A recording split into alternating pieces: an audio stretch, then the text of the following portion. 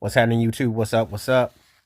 This video gonna be about questionable MVPs picked in the NFL over others. 1975, Fran Tarkenton got it over O.J. Simpson. Fran Tarkenton that year had 2,994 yards, 25 touchdown passes, 12 and 2 record. And the NFL used to base it on the player, not because of the wins and all that. They had different ways of doing it. Simpson was 2 years removed from his groundbreaking 2,000-yard season, first NFL player to ever do it, in a 14-game season, mind you.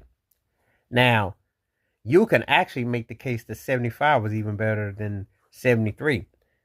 He ran for 1,817 yards, 425 yards out the backfield, 23 combined touchdowns in a 14-game season.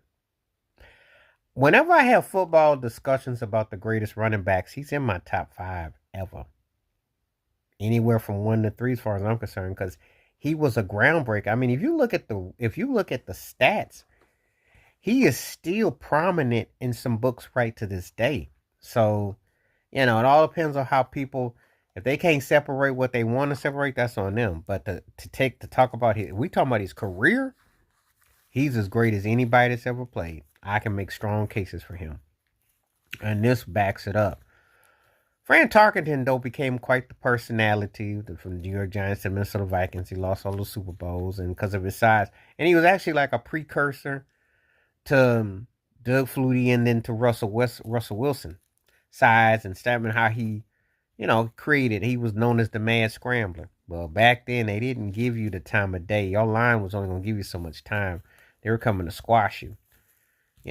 And he did grow for himself, but was he an MVP worthy? Not quite. He had big time stats, but there's no way he should have gotten MVP over OJ. I looked it up, everything up.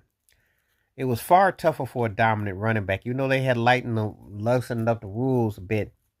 It still was tough for a running back to dominate, especially when he had Joe Ferguson was all right. But there was some bad, brutal games. I remember being a Bills fan back in the day, and they went through a lot of hardships.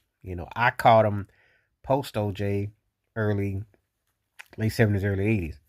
But he was huge for what they did, though. I mean, he was huge for what he represented. And, but there's no doubt when you look at what he did in 75, he could have easily, because he was a first-time Pro Bowler of 5 straight years. He dominated the 70s. He was picked as the best player of the 70s. So, when I look at everything in totality,